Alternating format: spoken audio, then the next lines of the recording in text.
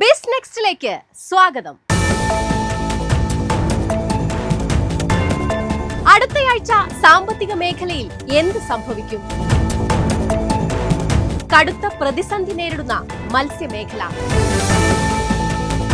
Israel Iran സംഘർഷം സ്വർണ്ണവിലയെ എങ്ങനെ ബാധിക്കും? മാർക്കറ്റിൽ ഉൽപ്പന്ന വിലയുടെ കയറ്റിറക്കങ്ങൾ എങ്ങനെ? വിപണിയിലെത്തുന്ന പുതിയ ഉൽപ്പന്നങ്ങൾ ഏതൊക്കെ? കാണാം ബിസ് നെക്സ്റ്റ്.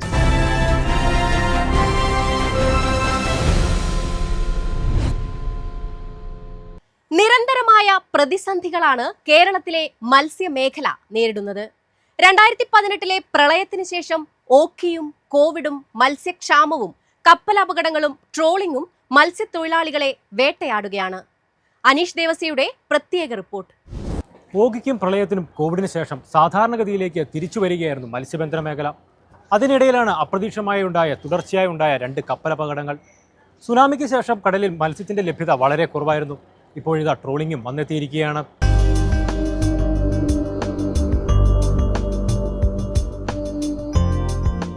കൊച്ചി തീരത്തിന് സമീപം MSC എൽസ 3 അപകടത്തിന് പിന്നാലെ അഴീക്കൽ തീരത്തിനടുത്ത് വാൻഹായ് 503 സിംഗപ്പൂർ കപ്പലിനും തീപിടിച്ചത് മത്സ്യത്തൊഴിലാളികളുടെ ആശങ്ക ഇരട്ടിയാക്കി.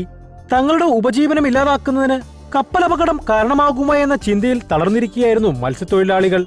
അതേസമയം നിലവിൽ പേടിക്കേണ്ട തരത്തിലുള്ള പ്രശ്നങ്ങളൊന്നും നിലനിൽക്കുന്നില്ലെന്നാണ് പറയപ്പെടുന്നത്. എന്നാൽ കണ്ടെയ്നറുകൾ കടലിൽ താഴ്ന്നതോടെ മത്സ്യം കഴിക്കരുതെന്ന പ്രചാരണം ശക്തമായി. ഇതോടെ വിപണിയിൽ മീൻ വിൽപ്പന കുറഞ്ഞു. മത്സ്യത്തൊഴിലാളികൾക്ക് അടിയന്തരമായി സാമ്പത്തിക പാക്കേജ് നൽകണമെന്ന ആവശ്യം ശക്തമാണ്. ഗവൺമെന്റ് സുതാര്യമായ ഒരു സംവിധാനം. ആരാണ് ഈ ഗവൺമെന്റ്? ഇത് ഇടതുപക്ഷ ഗവൺമെന്റാണ്. കേരളത്തിലെ തീരദേശത്തുള്ള 50 നിയോജകമണ്ഡലങ്ങളിൽ 41 ഇടതുപക്ഷ MLA-മാരാണ്. അവർ ആരുടെ ഉത്തരവാദിത്തം കാണിക്കേണ്ടത്? അവർ മത്സ്യത്തൊഴിലാളികളുടെ ഉത്തരവാദിത്തം കാണിക്കേണ്ടത്. അവരെ ഇരുട്ടിൽ നിർത്തിക്കൊണ്ട് അവരുടെ കാര്യങ്ങൾ വെളിപ്പെടുത്താതെ അങ്ങേയറ്റം ഒരു തെറ്റായ നിലപാട് തീർക്കുന്നത് ഒരു കാരണവശാലും ഞങ്ങൾക്ക് അംഗീകരിക്കാൻ കഴിയില്ല. അതാണ് ഞങ്ങളുടെ നിലപാട്. അതുകൊണ്ട് അർഹമായ നഷ്ടപരിഹാരം ഞങ്ങൾക്ക് നൽകണം. ലോകത്ത് ഇതിനു മുമ്പ് കപ്പൽ അപകടങ്ങളിൽ കപ്പലിന്റെ വിലയേക്കാൾ 3 ഇരട്ടിയാണ് കോമ്പൻസേഷൻ കൊടുക്കുന്ന അനുഭവമുള്ളത്. ഇന്നിപ്പോൾ കരക്കാർ പറയുന്ന 37 കോടി രൂപ നഷ്ടപരിഹാരം, ഇന്റർവ്യൂ നഷ്ടപരിഹാരം ആവശ്യപ്പെട്ടിരിക്കണം. അതല്ല നൽകേണ്ടത്. ഞങ്ങൾക്ക് 1000 രൂപയും പട്ടിക്കഞ്ചി നിന്നുകൊണ്ട് മത്സ്യത്തൊഴിലാളികളുടെ എതിർപ്പ് അവസാനിപ്പിക്കുന്ന ഗവൺമെന്റ് കരുതുന്നത് അത് തെറ്റായ ധാരണയാണ്. ഞങ്ങൾ ഇതുമായി ബന്ധപ്പെട്ടുകൊണ്ട് ശക്തമായ ക്യാമ്പയിൻ നടത്താനും പ്രക്ഷോഭം നടത്താൻ ഞങ്ങൾ തീരുമാനിച്ചിരിക്കുകയാണ്. മത്സ്യസമ്പത്ത് സംരക്ഷിക്കുന്നതിനായി എല്ലാ വർഷവും ഏർപ്പെടുത്താറുള്ള 52 ദിവസത്തെ ട്രോളിംഗ് നിരോധനം ജൂൺ 9 അർദ്ധരാത്രി മുതൽ നിലവിൽ വന്നിരിക്കുകയാണ്. പ്രജനന സമയത്ത് മത്സ്യക്കുഞ്ഞുങ്ങളെ സംരക്ഷിക്കുക എന്നതാണ് ട്രോളിംഗ് നിരോധനത്തിന്റെ പ്രധാന ലക്ഷ്യം. ഈ കാലയളവിൽ പരമ്പരാഗത മത്സ്യത്തൊഴിലാളികൾക്ക് മത്സ്യബന്ധനം നടത്താൻ അനുവാദമുണ്ട്. എന്നാൽ തുടരെയുണ്ടായ കപ്പൽ ദുരന്തങ്ങൾ മൂലം കടലിൽ ചോർന്ന എണ്ണയും മാരകമായ രാസവസ്തുക്കളും മത്സ്യങ്ങളെ പ്രതികൂലമായി ബാധിക്കുമെന്ന് വിദഗ്ധർ ചൂണ്ടിക്കാട്ടുന്നു. ഇത് ട്രോളിംഗ് നിരോധനത്തിന്റെ ലക്ഷ്യങ്ങളെ തന്നെ ഇല്ലാതാക്കാൻ സാധ്യതയുണ്ട്. ട്രോളിംഗ് നിരോധനത്തിനോടൊപ്പം കാറ്റും മഴയും കനത്തതോടെ ഇത്തവണ മീൻ ലഭ്യത വൻതോതിൽ കുറഞ്ഞു. ഇതോടെ മീനുകളുടെ വില കുതിച്ചുയർന്നു. കഴിഞ്ഞ ദിവസം അയലയും മത്തിയും കിലോഗ്രാമിന് 400 രൂപയ്ക്കാണ് വിറ്റത്. മത്തിക്ക് 350 രൂപയും അയലയ്ക്ക് 350 രൂപ മുതൽ 360 രൂപയുമായിരുന്നു മൊത്തവിപണിയിലെ വില. ജൂൺ 10 മുതൽ ഈ ഫിഷിംഗ് ബോട്ടുകളുടെ നിരോധനമാണ്. കടലിൽ പോകാൻ പാടില്ല, ട്രോളിംഗ് നിരോധിച്ചേക്കാണ്. അപ്പോൾ സ്വാഭാവികമായിട്ടും വള്ളങ്ങൾക്ക് കിട്ടുന്ന മീൻ ഭയങ്കര വിലയിരിക്കും. പിന്നെ വള്ളങ്ങൾ പോകാനായിട്ട് 15 ദിവസം വരെ വള്ളങ്ങൾ കെട്ടിയിട്ടിരിക്കുന്നത്. ഇപ്പോൾ ഇന്നലെ മുതലാണ് വള്ളങ്ങൾ പോയി തുടങ്ങിയത്. അപ്പോൾ കിട്ടിയ മീൻ ഭയങ്കര വിലയാണ്. ഈ പറഞ്ഞ മാതിരി ചാളക്ക് 300, അയിലക്ക് 400 അങ്ങനെയൊക്കെയാണ് ഇപ്പോൾ വന്നേക്കണത്. ഇത് കൂടുതൽ കിട്ടണമെങ്കിൽ സ്വാഭാവികമായിട്ടും വില കുറയും. അതിൽ വന്നേക്കണ വ്യതിയാനമാണ്. രാജ്യത്തിന്റെ മത്സ്യോൽപാദനത്തിൽ 13% കേരളത്തിൽ നിന്നാണ്. കയറ്റുമതി മാത്രം 1200 കോടി രൂപയുടേതാണ്. അതുകൊണ്ട് തന്നെ മത്സ്യമേഖലയും മത്സ്യത്തൊഴിലാളികളും കുറച്ചുകൂടി പരിഗണന അർഹിക്കുന്നുണ്ട്. ക്യാമറമാൻ വിഷ്ണുവിനൊപ്പം Aneesh Devasya, MyFin news, Kochi. Israel Iran സംഘർഷം രൂക്ഷമാകുന്നതിനിടെ അന്താരാഷ്ട്ര വിപണിയിൽ സ്വർണ്ണവില ഇടിഞ്ഞു. ട്രംപ് നിലപാട് മയപ്പെടുത്തിയതും സ്വർണത്തിന് തിരിച്ചടിയായി. സംസ്ഥാനത്തും സ്വർണ്ണവില കുറഞ്ഞു. 4ാം തവണയും US ഫെഡ് നിരക്കുകൾ നിലനിർത്തിയ തീരുമാനം സ്വർണ്ണവിലയെ ഉയർത്തേണ്ടതാണ്. ഫെഡറൽ റിസർവ് 2025 ഡിസംബറിനകം 2 തവണ അടിസ്ഥാന പലിശ നിരക്ക് കുറയ്ക്കുമെന്ന് വ്യക്തമാക്കിയത് സ്വർണത്തിന് കുതിപ്പ് പകരുന്ന ഘടകമാണ്. എന്നാൽ ട്രംപിന്റെ താരിഫ് നയങ്ങൾ രാജ്യത്തെ പണപ്പെരുപ്പം ഉയർത്തുമെന്ന് കഴിഞ്ഞ ദിവസം ഫെഡ് ചെയർമാൻ ജെറോം പവൽ പറഞ്ഞിരുന്നു. പണപ്പെരുപ്പം വർദ്ധിക്കുമെന്ന പ്രവചനമാണ് സ്വർണത്തിന് തിരിച്ചടിയായത്. ഇതോടെ സുരക്ഷിത നിക്ഷേപ പെരുമ മങ്ങി. കേരളത്തിലും ആഭരണങ്ങൾ വാങ്ങാൻ ശ്രമിക്കുന്നവർക്ക് ആശ്വാസം പകർന്ന് സ്വർണ്ണവില കുറഞ്ഞു.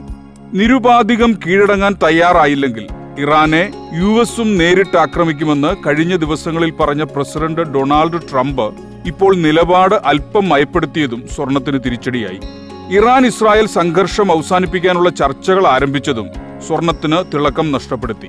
യുദ്ധം പോലുള്ള സാഹചര്യങ്ങളിൽ ഓഹരി കടപ്പത്ര വിപണികൾ ഇടിയുന്നതും കറൻസി വിനിമയ മൂല്യം അസ്ഥിരപ്പെടുന്നതും സ്വർണ്ണ നിക്ഷേപങ്ങളിലേക്ക് ചുവടുമാറാൻ നിക്ഷേപകരെ പ്രേരിപ്പിക്കാറുണ്ട്. പണപ്പെരുപ്പം ഉയർന്നു നിന്നാൽ അടിസ്ഥാന പലിശ നിരക്ക് പ്രതീക്ഷിച്ചത്ര കുറയാനുള്ള സാധ്യത മങ്ങും. പലിശ നിരക്ക് കുറഞ്ഞാൽ ആനുപാതികമായി ഡോളറിന്റെ മൂല്യവും US ഗവൺമെന്റിന്റെ ട്രഷറി ഈൽഡും കുറയുകയും അവ അനാകർഷകമാകുകയും ചെയ്യും. നിക്ഷേപകർ സ്വർണ്ണ നിക്ഷേപങ്ങളിലേക്കും മാറും. സ്വർണ്ണ വിലയും കൂടും. മറിച്ച് പലിശ പ്രതീക്ഷിച്ചത്ര കുറഞ്ഞില്ലെങ്കിൽ വില കൂടാനുള്ള സാധ്യത കുറയും. അതേസമയം ഇറാൻ ഇസ്രായേൽ സംഘർഷം വീണ്ടും കലുഷിതമായാൽ അത് സ്വർണത്തിന് തിരിച്ചു കയറാനുള്ള വഴിയൊരുക്കും. അതിനാൽ രാജ്യാന്തര ആഭ്യന്തര വിലകളിൽ വരും ദിവസങ്ങളിലും ചാഞ്ചാട്ടം ശക്തമായി തുടരുമെന്നാണ് നിക്ഷേപകർ പറയുന്നത്. സ്വർണത്തിന്റെ രാജ്യാന്തര വില, ഡോളറും രൂപയും തമ്മിലെ വിനിമയ നിരക്ക്, സ്വർണത്തിന്റെ മുംബൈ വിപണി വില, ഇന്ത്യയിലേക്ക് സ്വർണം ഇറക്കുമതി ചെയ്യുന്ന ബാങ്കുകൾ ഈടാക്കുന്ന നിരക്ക് എന്നിവ അടിസ്ഥാനമാക്കിയാണ് കേരളത്തിൽ ഓരോ ദിവസവും രാവിലെ സ്വർണ്ണവില നിർണ്ണയിക്കുന്നത്. കാർഷിക വിപണിയിൽ അടുത്ത വാരം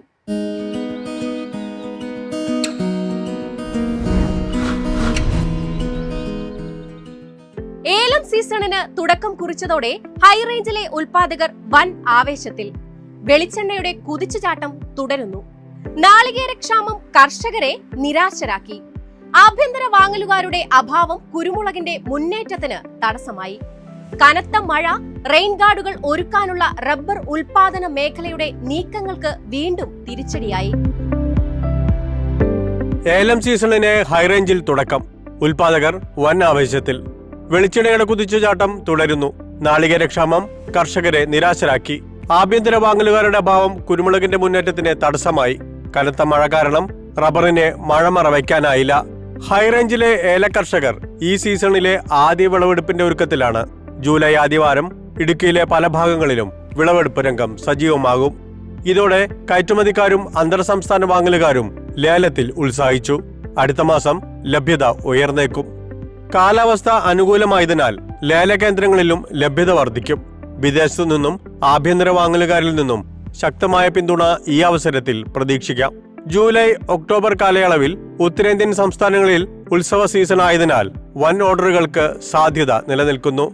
ശരാശരി ഇനം ഏലക്ക കിലോ 2500 രൂപയെ ചുറ്റിപ്പറ്റിയാണ് നീങ്ങുന്നതെങ്കിലും വരും മാസങ്ങളിൽ 2200 മുകളിലെത്താം. സംസ്ഥാനത്ത് നാളികേരക്ഷാമം രൂക്ഷമായി തുടരുന്നു. ഒരു വശത്ത് വെളിച്ചെണ്ണ വില നിത്യേന ഉയരുന്നത് നോക്കി നിൽക്കാനുള്ള അവസരമേ കർഷകർക്കുള്ളൂ. കേരളം അടക്കമുള്ള സംസ്ഥാനങ്ങളിൽ ഏതാനും മാസങ്ങളായി തേങ്ങയ്ക്ക് കടുത്ത ക്ഷാമമാണ്. കൊപ്രയുടെ ലഭ്യത ചുരുങ്ങിയതിനാൽ വ്യവസായികൾക്ക് കാര്യമായി ചരക്ക് സംഭരിക്കാനാവുന്നില്ല. അതേസമയം സ്റ്റോക്കുള്ള വെളിച്ചെണ്ണ വില തുടർച്ചയായ ദിവസങ്ങളിൽ കുത്തനെ ഉയർത്തി വിറ്റുമാറുകയാണ്.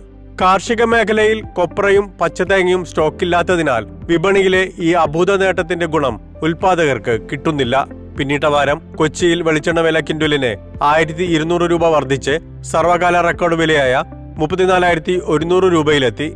കൊപ്ര 23,700 രൂപയിൽ വിപണനം നടന്നു. ഇതിനിടയിൽ പച്ചതേങ്ങ വില കിലോ 85 രൂപയിലേക്ക് ഉയർന്നത് അയൽ സംസ്ഥാനങ്ങളിലെ കർഷകർ നേട്ടമാക്കി. ആഗോള കാപ്പി വിപണിയിലെ വിലയിടിവ് ദക്ഷിണേന്ത്യൻ മാർക്കറ്റുകളെയും സമ്മർദ്ദത്തിലാക്കി. മുൻനിര കാപ്പി കയറ്റുമതി രാജ്യമായ ബ്രസീലിൽ വിളവെടുപ്പ് ഊർജിതമായത് വിലയിടിവിന് കാരണമായി. ന്യൂയോർക്കിൽ അറബിക്ക കാപ്പി വില ജനുവരിക്ക് ശേഷമുള്ള ഏറ്റവും താഴ്ന്ന വിലയിൽ ഇടപാടുകൾ നടന്നപ്പോൾ റോബസ്റ്റ കാപ്പി ഒരു വർഷത്തെ ഏറ്റവും താഴ്ന്ന നിലവാരത്തിലാണ്. പ്രതികൂല വാർത്തകൾ കണക്കിലെടുത്ത് കയറ്റുമതിക്കാർ ആഭ്യന്തര മാർക്കറ്റിൽ നിന്നുള്ള കാപ്പി സംഭരണം കുറച്ചു. വയനാട്ടിൽ കാപ്പി പരിപ്പ് കിലോ 380 രൂപയായി താഴ്ന്നു. ഏഷ്യൻ രാജ്യങ്ങളിൽ റബ്ബർ ഉൽപാദനത്തിന് തടസ്സം നേരിട്ടെങ്കിലും വിലകയറ്റം ദൃശ്യമായില്ല.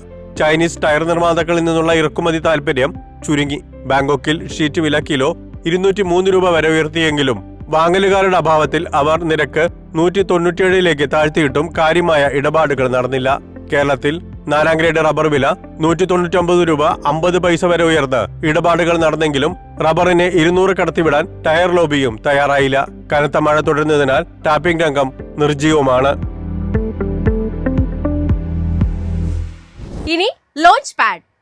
പുതിയ ആഴ്ചയിൽ വിപണിയിലെത്തുന്ന പുത്തൻ താരങ്ങൾ.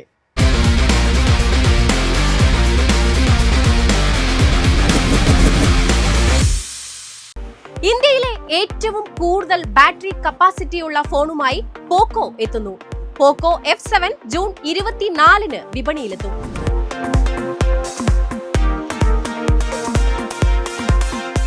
ചൈനീസ് സ്മാർട്ട് ഫോൺ നിർമ്മാതാക്കളായ പോക്കോ തങ്ങളുടെ പുതിയ സ്മാർട്ട് ഫോൺ പോക്കോ F7 പുറത്തിറക്കാനുള്ള ഒരുക്കത്തിലാണ്. പോക്കോ F7ന്റെ ഇന്ത്യൻ വേരിയന്റിന്റെ ബാറ്ററി ചാർജിംഗ് സവിശേഷതകൾ നേരത്തെ തന്നെ ചോർന്നിരുന്നെങ്കിലും കമ്പനി ഔദ്യോഗികമായി സ്ഥിരീകരിച്ചിരിക്കുകയാണിപ്പോൾ. 7550 mAhന്റെ വലിയ ബാറ്ററിയുമായാണ് പുതിയ ഫോൺ വരുന്നത്. ഇന്ത്യയിലെ ഏറ്റവും ലൈഫുള്ള ബാറ്ററി ഫോൺ എന്ന പേര് നേടിക്കൊടുക്കാൻ ഇതോടെ പോക്കോ F7ന് സാധിക്കും. ഫ്ലിപ്കാർട്ടിൽ പോക്കോ F7ന്റെ ലോഞ്ചുമായി ബന്ധപ്പെട്ട പ്രൊമോ പേജ് ആരംഭിച്ചിട്ടുണ്ട്. 7550 mAh ബാറ്ററിയാണ് ഇതിൽ നൽകിയിരിക്കുന്നതെന്നാണ് വ്യക്തമാകുന്നത്. നിലവിൽ iQZ10, Vivo T4 എന്നീ ഫോണുകളിലാണ് ഏറ്റവും കൂടുതൽ ബാറ്ററി കപ്പാസിറ്റി ഉള്ളത്. 7300 mAhന്റെ ബാറ്ററിയാണ് ഇവയിലും നൽകിയിരിക്കുന്നത്. 7550 mAhന്റെ ബാറ്ററി ആയതിനാൽ തന്നെ ഒരു സാധാരണ ഉപഭോക്താവിന് ഒരു തവണ ഫുൾ ചാർജ് ചെയ്താൽ 3 ദിവസത്തോളം വരെ ഉപയോഗിക്കാമെന്നാണ് കമ്പനി പറയുന്നത്. പോക്കോ F7ന് കൂടുതൽ ബാറ്ററി ലൈഫ് ലഭിക്കുമെന്നും കമ്പനി അവകാശപ്പെടുന്നു. 90 വാട്ടിന്റെ ഫ്ലാഷ് ചാർജ് പിന്തുണ ഫോണിന് ലഭിക്കും. കൂടാതെ 22.5 വാട്ടിന്റെ റിവേഴ്സ് ചാർജിംഗും പിന്തുണയ്ക്കും. പോക്കോ F7 സ്മാർട്ട് ഫോണിന് ഏകദേശം 30,000 രൂപ വില വരുമെന്നാണ് റിപ്പോർട്ട്.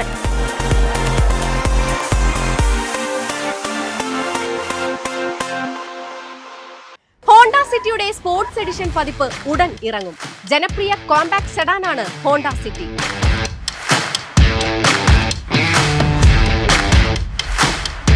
സ്പോർട്സ് എഡിഷൻ പതിപ്പാണ് കമ്പനി അവതരിപ്പിക്കാൻ ഒരുങ്ങുന്നത്. പ്രധാനമായും സൗന്ദര്യവർദ്ധക മെച്ചപ്പെടുത്തലുകളിൽ ശ്രദ്ധ കേന്ദ്രീകരിച്ചിരിക്കുന്നു. ഫ്രണ്ട് ഗ്രിൽ, ORVM കവറുകൾ, ബൂട്ടിലെ ഒരു ലിപ് സ്പോയിലർ തുടങ്ങിയവ ഉൾപ്പെടെ വിവിധതരം ബ്ലാക്ക് ഔട്ട് ഘടകങ്ങൾ ഇതിൽ ഉൾപ്പെടുന്നു. എല്ലാം ഒരേ ഇരുണ്ട നിറത്തിലാണ്. ബോണറ്റിന്റെ അരികിൽ ഒരു കറുത്ത സ്ട്രിപ്പ് സ്റ്റൈലിങ്ങിന് കൂടുതൽ ഭംഗി നൽകുന്നു. കൂടാതെ സ്റ്റാൻഡേർഡ് മോഡലുകളിൽ നിന്ന് ഈ പതിപ്പിനെ വേർതിരിച്ചറിയാൻ പിന്നിൽ ഒരു സ്പോർട്ട് ബാഡ്ജ് ഉണ്ട്. 119 bhp കരുത്തും 145 Nm ടോർക്കുമുള്ള നിലവിലെ 1.5 ലിറ്റർ പെട്രോൾ എഞ്ചിൻ തന്നെ സിറ്റി സ്പോർട്സ് എഡിഷനിലും നിലനിർത്താനാണ് സാധ്യത.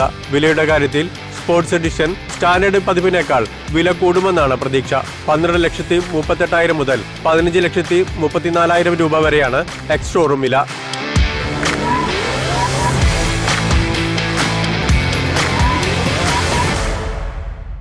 വിനോദവാരം.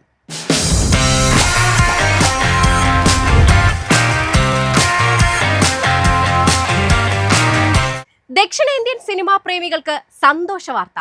അടുത്ത മാസം പ്രേക്ഷകർക്ക് മുന്നിലെത്തുന്നത് ദക്ഷിണേന്ത്യൻ ഭാഷകളിലെ വമ്പൻ ചിത്രങ്ങൾ.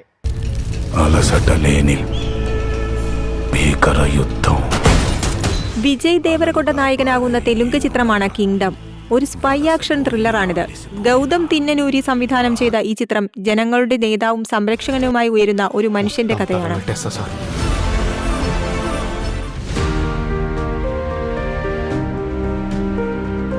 ഷറഫുദ്ദീൻ നായകനാകുന്ന മലയാളം റൊമാന്റിക് കോമഡിയാണ് ദ പെറ്റ് ഡിറ്റക്റ്റീവ്. അനുപമ പരമേശ്വരനൊപ്പം അഭിനയിക്കുന്ന ചിത്രം സംവിധാനം ചെയ്യുന്നത് പ്രിനീഷ് വിജയനാണ്.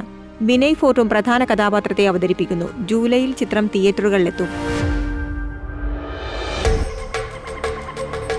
അനുഷ്ക ഷെട്ടി പ്രധാന വേഷത്തിലെത്തുന്ന തെലുങ്ക് ചിത്രമാണ് ഖാത്തി. ക്രിഷ് ജഗർലമുടി സംവിധാനം ചെയ്ത ഈ ചിത്രം സാഹചര്യങ്ങൾ കാരണം കഞ്ചാവ് കച്ചവടത്തിലേക്ക് നിർബന്ധിതയാകുന്ന ഒരു സ്ത്രീയുടെ കഥയാണ് പറയുന്നത്. പവൻ കല്യാൺ പ്രധാന വേഷത്തിലെത്തുന്ന തെലുങ്ക് ആക്ഷൻ എന്റർടൈനറാണ് ഹരിഹര വീരമല്ലു. മുഗളന്മാരിൽ നിന്ന് കോഹിനൂർ വജ്രം മോഷ്ടിക്കുന്ന വീരമല്ലു എന്ന കുറ്റവാളിയുടെ കഥയാണ് ഈ സിനിമയിൽ പറയുന്നത്. ജൂലൈയിൽ ചിത്രം തിയേറ്ററുകളിലെത്തും. ഇനി പ്രധാന ഇവന്റുകൾ.